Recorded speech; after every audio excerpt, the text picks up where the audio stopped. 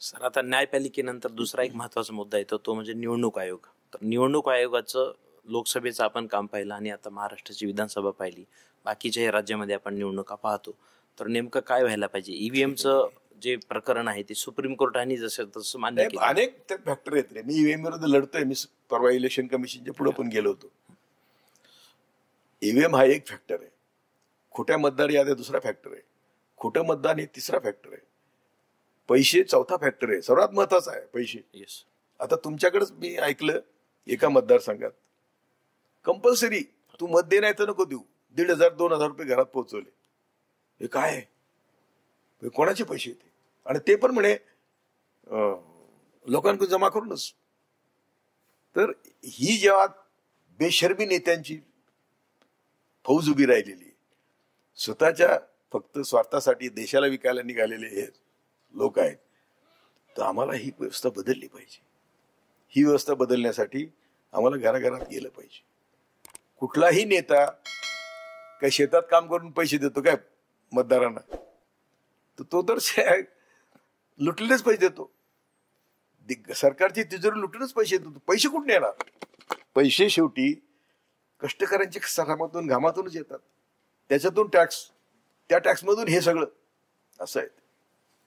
हे लोकांना समजत नाही की आम्ही सकाळी उठल्यापासून तर रात्री झोपेपर्यंत आम्ही टॅक्स देत असतो. त्यातून जीएसटी 7-8, आता 1 लाख कोटीची म्हणे सवलत दिली, 12 लाखच्या पुढे पर्यंत इन्कम टॅक्स माफ केला. सरळ सरळ फसवणूक आहे.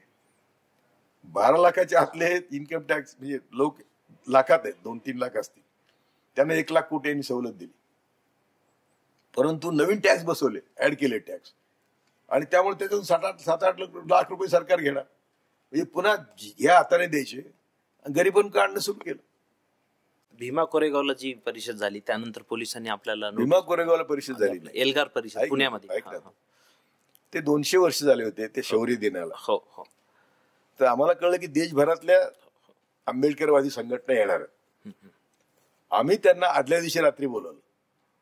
आमचा उद्देश काय होता की नव पेशवाई जी आली तिला कुठे धक्का दिला पाहिजे, त्याच्या विरुद्ध काम केलं पाहिजे. वर्ण व्यवस्था, जाती, आमची पहिल्यापासून लढाई तीच आहे.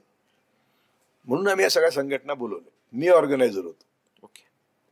न्यायमूर्ती सावंतांना बळजबरीने म्हणायला लागलं की मी पण ऑर्गनायझर होतो, कारण त्यांना याच्यातलं काय माहिती नव्हतं जास्त. पण ते पण म्हटले की मी पण ऑर्गनायझर होतो, कारण मी त्यांच्या सहाऱ्यानेच, मोठा माणूस होता आणि एकदम बिनधास्त होता, पण त्यांच्या काही मर्यादा पाळून ते राहत होते. ते ज्ञानेश्वराच्या भाषेत बोलायचे, मी तुकारामाच्या भाषेत बोल.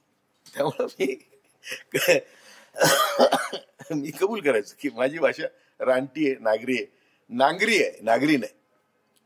तर त्याप्रमाणे आम्ही ती परिषद बोलवली. प्रचंड गर्दी झाली. आम्ही त्या मटकी फोडली, उतरण फोडली, अमकं फोडलं, तुमकं फोडलं, आणि शपथ दिली की आम्ही कम्युनल फोर्सेसला मत देणार नाही. तर काय होतंय की पुण्यामध्ये सगळ्या डिपार्टमेंटचे रिटायर्ड लोक राहतात, आयबीचे लोक असतात. आयबीचे सगळी voter, आयबी म्हणजे RSSची शाखा. तर 8 दिवसांनी त्यांनी हा कट केला. 8 दिवस काही नाही झालं. 8 दिवसांनी तर भिड्यांचा एक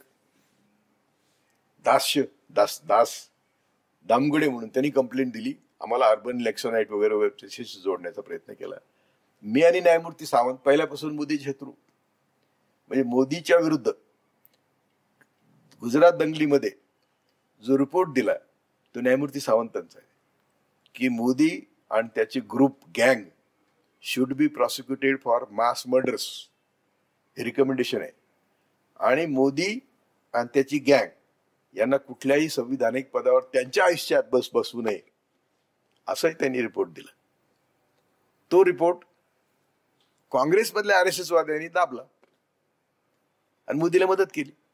नाही तर त्या रिपोर्ट पडून राहिलं असतं आज हे दिवस आलेच नसते देशात. ते आले. त्यामुळं सावंतांच्या शत्रूच होता. तरी देखील मोदींनी एक सावंतांना पत्र लिहिलं. आम्ही सगळे बसलो होतो. तो कुरिअरवाला आला. सावंतांना ते पीएमचं पत्र आहे म्हणून, पीएमचं पत्र. सावंत म्हणले मी त्या पत्राकडे बघणार सुद्धा नाही, उघडलं पण नाही, फाडून टाका. अशी निष्ठा होती या लोकांची. पीएमचं पत्र एका न्यायमूर्तीला सावंतांनी बघितलं नाही आणि मग ते आम्ही घरी जाऊन उघडलं तर तुमचं देशासाठी खूप मोठं कॉन्ट्रीब्युशन आहे वगैरे असं. आणि तिकडे एलियाल परिषद त्यांना आरोपी करायचा प्रयत्न असं ते.